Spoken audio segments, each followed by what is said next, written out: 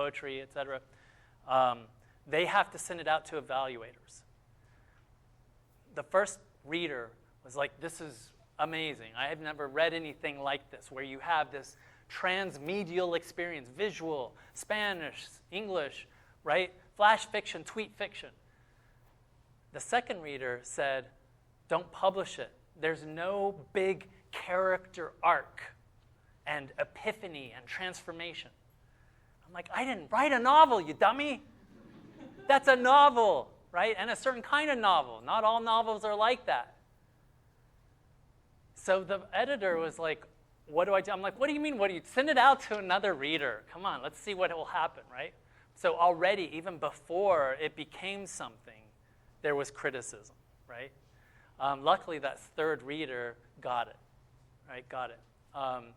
Once it's out into the world, right? There's a whole like apparatus that doesn't know what to do with bilingual fiction. Editors, awards committees, all sorts of people. I'm not joking. They don't know how to evaluate something like this, right? But screw all that. Do we do it for them? No. We do it for us, right? That's why we make this stuff. That's why we spend our time doing this stuff. Yeah? So a bit of a simple question. Of all the books that you've published, which is your favorite? Oh, of all the books I've published, which is my favorite and why? So I love them all. There are books that, let me see, so there are books that I've written where I feel impassioned. I feel like I can't stop myself, and it needs to be out there. Like Long Stories Cut Short, a biography that I wrote on a writer called Arturo Islas, right, was like that, going into the archives and reconstructing his story from El Paso to Stanford, right? The need to put his story out there. LatinX superheroes. And my first book on Latinx comics, Your Brain on Latino Comics, those all, when I started writing that first sentence, right, I was like, this book has to be written. I'm going to sit my ass in this chair until it's done. Other books, theory book here and there, stuff like that, especially like that dissertation that I wrote and then transformed into a book. Yeah, I felt like it was important, but I also knew it would probably be read by maybe, if I'm lucky, 100 or 200 people. But these things are like, boom, they're out there and they are like affecting, they're changing, they're opening. Latinx superheroes is that untold story of us in Marvel and DC comics. It's our archival presence in an industry that has over 1,800 superheroes, but only about 100 that are identified as Latinx, and very varied and different. So like totally impassioned to get that out there.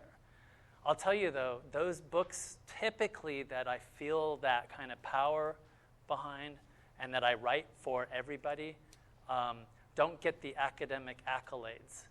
They get other kinds of industry recognition, like the Latinx Superheroes book got an Eisner for Best Scholarly Book, right? By the way, for those of you who don't know, an Eisner is like the Oscars of comics, so it's a big freaking deal with that book got an Eisner.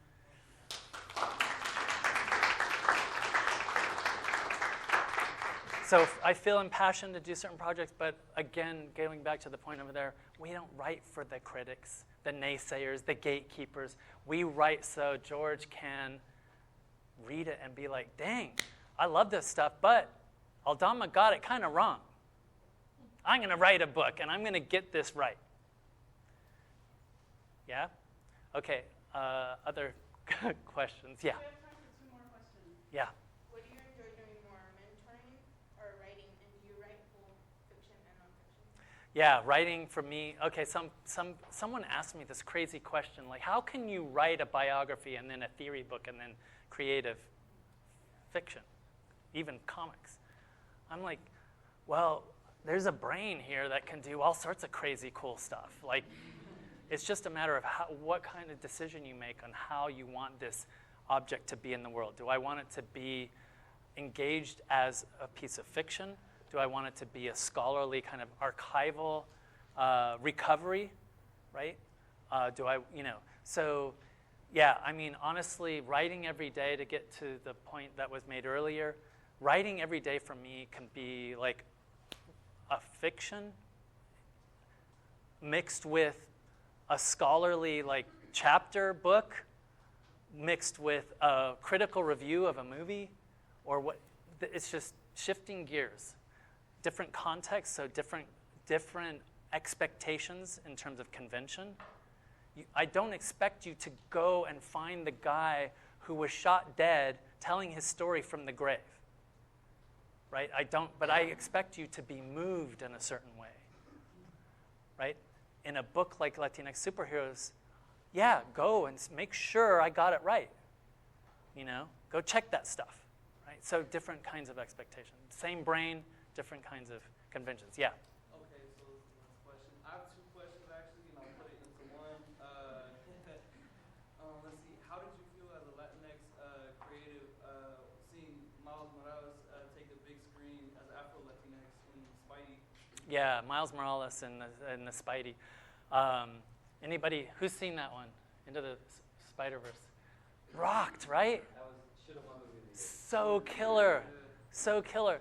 I love too the mama. It just speaks Spanish, right?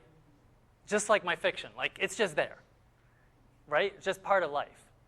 And I love that Miles is there. I think that I would have liked to see more Miles in that one, but But hey, I'll take what we got. It was extraordinary, and I think not just the story and the fact that we've got Miles on the screen, but also the shaping of it, right?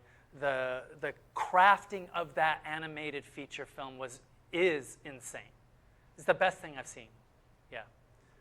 And my last question is a little existential, but it relates to one of your stories from Long Stories Cut Short.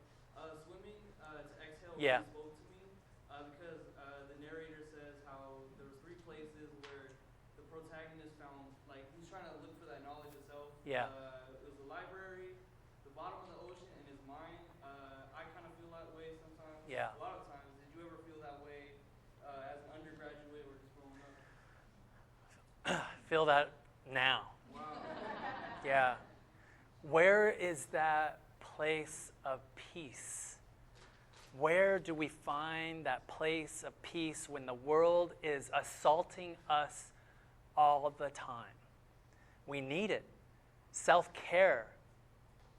The bottom of an ocean for me. Quiet. Silence. Because above, we have so much assaulting us. We need to find that place of peace. It's different for everybody, but we all need it.